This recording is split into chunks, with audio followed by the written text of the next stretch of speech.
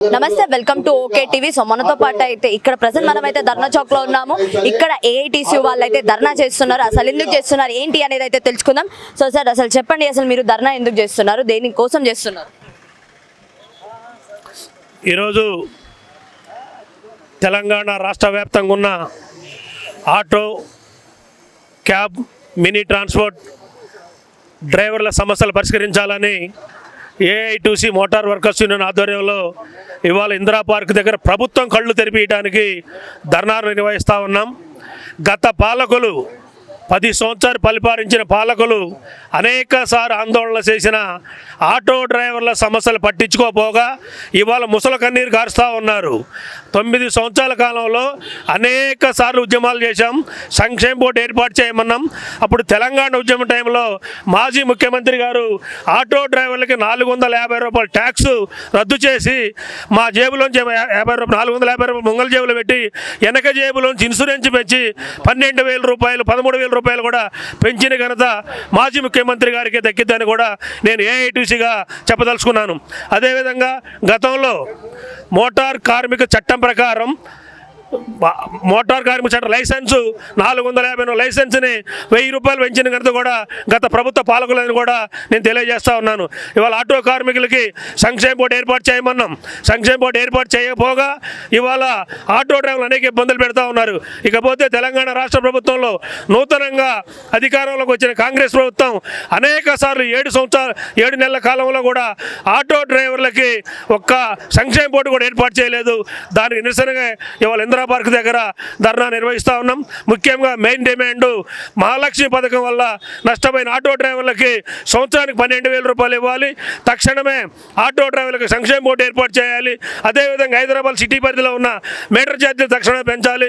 అదేవిధంగా హైదరాబాద్లో చిట్టీలు నడిబొడ్డున ఆటోలకు కూడా 20,000 వరకు పర్మిట్లు కూడా పెంచాలని ఏఐటీసీగా డిమాండ్ చేస్తూ ఉన్నాం. అదేవిధంగా 60 సంవత్సరాలు నడిపిన ఆటో డ్రైవర్కి తర్వాత ఆయన పని చేసుకోలేడు, కనీసం ఆయన ఒంట్లో చెత్త కూడా కరిగిపోయే పరిస్థితి ఉంది. ఇవాళ ఆటో డ్రైవర్ కూడా 10,000 రూపాయలు పెన్షన్ ఇవ్వాలని కూడా ఏఐటీసీ తరఫున మేము డిమాండ్ చేస్తా ఉన్నాం తెలంగాణ రాష్ట్ర ప్రభుత్వాన్ని. ఓకే, ఆల్రెడీ మనం చూసుకున్నా కూడా మొన్న అసెంబ్లీ, ఈ అసెంబ్లీ కాకుండా ఇంతకు ముందు జరిగిన అసెంబ్లీ సమావేశాల్లో వాళ్ళు ఆటో డ్రైవర్లకి 12,000 ఇస్తా అని ఆల్రెడీ చెప్పేశారు కదా. అందులో మీ డిమాండ్లో ఒకటి మా డిమాండ్లో తెలంగాణ రాష్ట్ర ప్రభుత్వం, కాంగ్రెస్ ప్రభుత్వం ఎక్కడ ఇస్తామని చెప్పింది కానీ దాని కార్యాచరణ రూపొందించలేదు కదా. దాని తక్షణమే ఈ అసెంబ్లీ సమావేశాలలో కూడా తక్షణం మీరు కార్యాచరణ రూపొందించి జీవో పాస్ చేసి 12,000 రూపాయలు తక్షణం ఇవ్వాలని కూడా ఏఐటీసీగా డిమాండ్ చేస్తూ ఉన్నాం. అంటే ఓలా, ఊబర్ల, ర్యాపిడోల వల్ల మీకు వచ్చే నష్టం ఏంటిదా? మాకు వచ్చే నష్టం ఏంటంటే లోకల్లో ఆటో డ్రైవర్లు, క్యాబులు కానీ ఆటో డ్రైవర్లు కానీ అనేక విధమైన కిరాయిలు నష్టపోయి ఫైనాన్స్ కట్టుకోలేని పరిస్థితుల్లో కూడా ఇవాళ ఫైనాన్స్ సంస్థలు ముక్కుపిండి వసూలు చేసినట్టు కూడా అధిక వడ్డీలు వసూలు చేస్తూ 2-3 కిస్తీలు ఉన్నా కూడా బండ్లు తీసుకొని సీజ్ చేసి ఇవాళ ఏలం పట్టేసుకునే పరిస్థితి కూడా దౌర్భాగ్యం ఈ తెలంగాణ రాష్ట్రంలో ఏర్పడ్డది. అసలు ఎంతమంది ఆటో డ్రైవర్లు ఉండొచ్చు దాదాపు తెలంగాణలో? రాష్ట్రం మొత్తం మీద 7 లక్షలకు పైచిలుకుంటాం. ఇవాళ ఓన్లీ ఆటో డ్రైవర్లు, క్యాబు, మినీ ట్రాన్స్పోర్ట్ వర్కర్సు, ఇంకా మెకానిక్స్ అనేక మంది ఉన్న రాష్ట్రం మొత్తం మీద ఒక 14 లక్షల వరకు కూడా మేము మోటార్ కార్మికులుగా తెలంగాణ రాష్ట్రంలో విధులు నిర్వహిస్తూ ఉన్నారు. సో మహాలక్ష్మి పథకం వచ్చిన తర్వాత ఆటో డ్రైవర్లు మేము నష్టపోయామని చెప్పి మీరు చాలాసార్లు నిరసన తెలిపారు. మరి అప్పుడు ప్రభుత్వం ఏమైనా ఆన్సర్ ఇచ్చింది? మళ్ళీ అప్పటి నుంచి ఇప్పటిదాకా రాలేదు. అంటే గవర్నమెంట్ ఏర్పడి 8 నెలలు అవుతున్నా ఈ 8 నెలల్లో మీరు మహాలక్ష్మి పథకం వచ్చిందని చెప్పి ఒక 3 నెలలు నిరసన తెలుపుంటారు. ఆ తర్వాత మళ్ళీ తెలుపనే లేదు. మళ్ళీ ఈ రోజు రావడానికి ప్రధాన కారణాలు ఏంటి? ప్రభుత్వ పాలకుల నిర్లక్ష్యం వల్లే ఇవాళ మహాలక్ష్మి పథకం మహిళలకు ఇవ్వడం వల్ల మేము వ్యతిరేకం కాదు. మా ఇంట్లో మహిళలు కూడా బస్సులో ప్రయాణిస్తూ ఉన్నారు. మేము నష్టపోతూ ఉన్నాం. వేతనం ఇవాళ కిరాయి లేని పరిస్థితి ఎక్కడ పోయినా సరే. దానివల్లనే నెలకి 12,000 రూపాయలు ఇవ్వంటాను. అదే ఇన్సూరెన్స్కి, అదేవిధంగా ప్రతి ఆటో డ్రైవర్ కూడా జీవనోపాధి నష్టపోతున్నాం కనుక 10,000 రూపాయలు కూడా ఆర్థిక సాయం చేయమని ఈ ప్రభుత్వం డిమాండ్ చేస్తూ ఉన్నాం. సో అన్న ఎక్కడి నుంచి వచ్చారా? లోకల్ హైదరాబాద్ అమ్మా. సో ఎక్కడెక్కడ నుంచి వచ్చారు ఇంతమంది మీరు అందరు ఆటో డ్రైవర్లు? మాది తెలంగాణ రాష్ట్ర వ్యాప్త పిలుపమ్మ ఏఐటీసీ. ఈ టూ వీలరు ఏవైతే నడుస్తున్నాయో బైకులు అవి ఎల్లో ప్లేట్ ఉండాలి కంపల్సరీ. ఈ టూ వీలర్లను రద్దు చేయాలమ్మా. ఈ ఆటో వాళ్ళకు చాలా నష్టం జరుగుతుంది. టూ వీలర్లో వీళ్ళు డ్రాపులు కొడుతుండ్రు, అది ఎల్లో ప్లేట్ కాకుండా వైట్ ప్లేట్లో కొడుతుండ్రు. వైట్ ప్లేట్ అనేది అది ఓన్ ప్లేటు, ఎల్లో ప్లేట్ అయితేనే మనం ప్యాసింజర్లు ఎక్కించుకోవాలి. వీళ్ళు టూ వీలర్ ఏం చేస్తున్నట్టే వైట్ ప్లేట్లలో టూ వీలరు కారోబార్ చేస్తున్నారు. మరి ఆటో కార్మికులకు చాలా దెబ్బ ఇది. అదేవిధంగా ఓలా ఉబేర్ని కూడా రద్దు చేయాలి. ప్రభుత్వం స్పందించి వెంటనే ఓలా ఉబేర్ కాకుండా ప్రభుత్వం సొంతగా కేరళ ప్రభుత్వం ఏ విధంగా అయితే ఒక యాప్ పెట్టిందో ఆ యాప్ ద్వారా ప్రభుత్వం, ఈ రాష్ట్ర ప్రభుత్వం వెంటనే ఒక కొత్త యాప్ చేసి ఈ ఓలా ఉబేర్ని రద్దు చేయాలని డిమాండ్ చేస్తున్నాం. సో ప్రధాన డిమాండ్స్ ఏంటి మీవి? మొత్తం ప్రధాన డిమాండ్స్ మా ఏం కావాలనుకున్నా గవర్నమెంట్? మా ఆటో డ్రైవర్లకు ప్రధాన డిమాండ్ ఏంటంటే ఆటో కార్మికులకు సంక్షేమ బోర్డు ఏర్పాటు చేయాలి. రెండవది ఓలా ఉబేర్ను వెంటనే రద్దు చేయాలి. మూడవది ఆటో డ్రైవర్లకు ఏదైతే యాక్సిడెంటల్ బీమా ఉందో అది రెండింతలు చేయాలని డిమాండ్ చేస్తున్నాం. అదేవిధంగా ఇతర జిల్లాల నుండి వచ్చే ఆటోలను కూడా ఇక్కడ హైదరాబాద్లో కట్టుదిట్టంగా వేరే డిస్ట్రిక్ట్ ఆటోలను కూడా ఆపేయాలని మేము డిమాండ్ చేస్తున్నాం.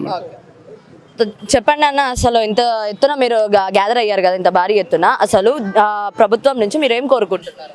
ముఖ్యంగా మాకు ప్రభుత్వం నుంచి మినిస్టర్ గారు ఇచ్చినట్టుగా 12,000 మహాలక్ష్మి పథకం ద్వారా నష్టపోయిన డ్రైవర్లకు ముఖ్యంగా పొన్నం ప్రభాకర్ ట్రాన్స్పోర్ట్ మినిస్టరు 12,000 మేము ఖచ్చితంగా సంవత్సరానికి ఇస్తామన్నారు.